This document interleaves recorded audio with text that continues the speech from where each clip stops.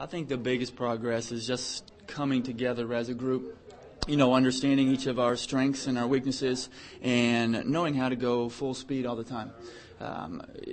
For the most part, in this preseason, we've had about an hour of pretty good practice, then we would drop a little bit, then we would go up, then we would come back. This past week, we've put it all together and had some pretty good practices. So hopefully with 5 more to go, we'll be ready next week. All right.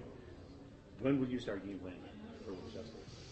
Well, us coaches, we've already watched film, so we have a pretty good idea. But we're going to show some film as a team tonight just to give them a little bit of an idea, and then start Monday. The scouting report will be in their hands, and we'll really start putting the game plan together starting Monday, since we may as well use the whole week to get ready for that Friday's game. All right, but you've seen it. What do they present that you'll have to deal with right after that, off of what you see your team doing? Well, the difficult part to it, Dean, is they had a great year last year, but they lost 6 seniors. So you never really know exactly who they're going to bring in, but it's a very physical, aggressive, man-to-man type of team, and the atmosphere is very good. They have a lot of attendance. They play very well at home. So the biggest thing for us is we're going to have to be able to handle the pressure. We're going to have to be able to handle the pressure out front and not get rattled and still run our stuff without just, being passive and catching and shooting threes really quick. Have you been able to incorporate the new kids, because I know you want to do that quickly? Yes, we've been able to move in a lot of people. I mean, I can see us at times going 10, 11, possibly 12 deep, depending on what we have to do. Now, that doesn't mean some are going to play a lot more than others. Maybe they come in and give a spell for a couple minutes here and there, but at least we have a lot of depth where I can look down the bench and say, I can go to this person now, where in the last couple of years I really haven't been able to. Is it more of a challenge having that much depth for you, because you haven't had that in the past? Well, it is a challenge because we have a lot of people who can play. And unfortunately, with basketball, we can only put 5 on the floor at a time.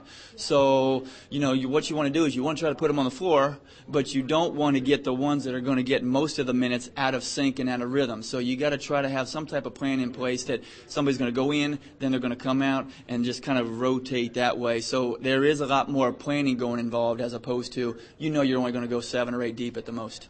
At the pace that you've been at, have you seen things happen where the overall, and with the scrimmages factored in as well, that you've seen progress in the last 2 weeks? Absolutely. I mean, I can just tell right now they're ready to go. That doesn't mean we're clicking and we're going to go out and do everything right, but they're itching to play. They're itching to play somebody else. They're tired of practicing against each other. I'm tired of practicing right now. I mean, it's just time. So we have 5 more practices. We're really going to try to put things together now. Tonight we're going to have one, take the weekend off, and then Monday hit it hard, and then get ready for the game on Friday. How has this team handled the preseason hype so far this year? Well, for the most part, we haven't talked about it too much. We felt like maybe preseason we'd be ranked a little bit higher than 4th, but it is what it is. I mean, we all know that's so subjective. Last year we were picked 8th and came in 4th. A couple years ago we were picked 4th and came in 2nd. So, the way we look at it is, okay, they picked us 4th, but we know what we have. We know what we can do. We're just going to go out and whether it was 8th or 1st, we're going to go out there and play and try to win this thing. Talk about Amanda and what she really means to this team, and how she's handling the pressure of, being kind of one of the leaders on the team.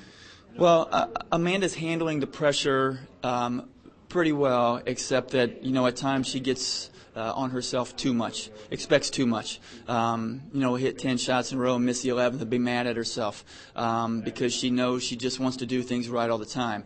I know what type of year Amanda's going to have, but in reality, I think that's what makes us so strong this year, is everybody talks about Amanda and everybody's going to focus on the Conference Player of the Year, but we have some really, really good players who go alongside her, which is going to open up some people and just make life easier for everybody.